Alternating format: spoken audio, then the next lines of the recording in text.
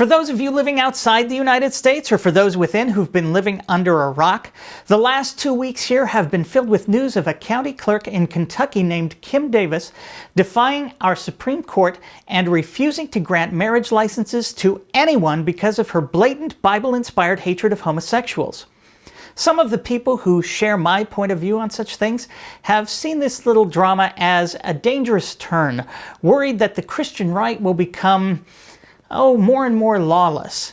And had things gone differently, I too would have been deeply concerned. But given that this woman was put in jail for 6 days by a George W. Bush appointed U.S. federal judge, well, I don't think there's cause for concern. In fact, I think there's cause for celebration.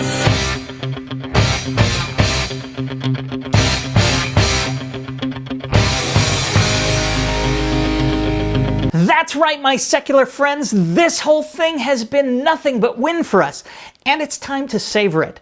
After years and years of secularists like myself screaming that America is not a Christian nation, the Christians themselves have now finally given in on this one. My old buddy, Judeo-Christian apologist Dennis Prager, declared the formal end to Judeo-Christian America.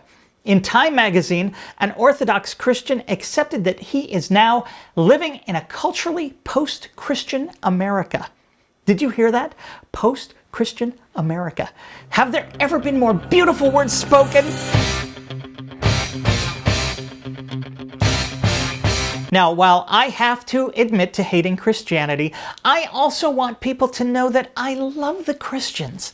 So in that love the Christians and hate the Christianity vein, I'd like to take this opportunity to welcome our Christian friends to post-Christian America with a few tips on how to behave in a secular, pluralist democracy, since they clearly don't seem to have a clue. The religious freedom guaranteed by the First Amendment does not mean that any given religious person is exempt from the laws that govern our society. However deeply held your religious beliefs may be, you do not have the right to kill your cheating husband as the Torah demands, nor do you have the right to stone your daughter for being sexually active. Your right to worship is limited to what you do and what you believe. That's it. And the second your religious beliefs infringe on the rights of others, well, that's a violation your fellow citizens will not take lying down.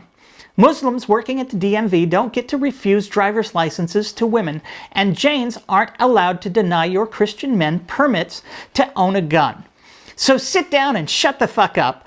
And I say that with a deep-seated love that fills my heart with concern for you and your well-being. Playing the persecution card when you've just spent the last 2,000 years persecuting others is in bad taste. So don't even think of comparing Kim Davis's 6 days in prison for defying the Supreme Court ruling with the centuries of torture, murder, and imprisonment homosexuals, atheists, freethinkers, scientists, and entire other races have suffered at your hands. For Christ's sake, you locked up a person for the rest of his life for saying the earth went around the sun, and that's pretty much the least of it. Just so you know, it's not called persecution when atheists write books mocking and condemning your religion. It's called freedom. Your 2,000 years of privilege are up, as are Kim's 15 minutes of fame. So sit down and shut the fuck up. And I say that with the kind of love Christ showed when he allowed himself to be tortured and murdered for your sins, which was demanded by his Father, who was him. This is the Bible. This is the Constitution. Please note that they are not the same and have absolutely nothing whatsoever to do with each other. This document governs your relationship with your imaginary friend. This document governs your relationship with your fellow citizens. This document inspires people to worship a monster who is completely opposed to the freedom of speech, the freedom of religion, the freedom of the press, the right to privacy, and the rights of the accused. And this same monster wants more than anything to spend eternity practicing his love of cruel and unusual punishment. This document does just the opposite and was inspired in large part by the actual Christian nations of Europe who followed this book's recommendations to the letter, giving us centuries of hell on earth. So sit down and shut the fuck up. And I say that with the kind of love God showed the children of Canaan when, attempting to stop the adults from practicing child sacrifice, he ordered the Israelites to kill everything in the land that breathes, including the children. Wait, what?